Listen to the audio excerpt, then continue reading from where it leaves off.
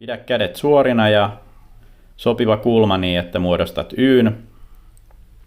Takana lihakset supistuu, lapojen alapuolella ja etupuolella tuntuu venytys.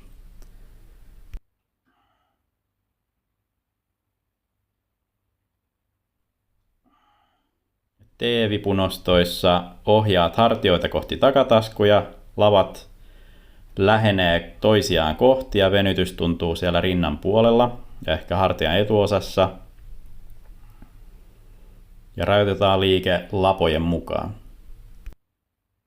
A-vipunostoissa ohjataan hartioita kohti takataskuja, ei anneta niiden nousta kohti korvia.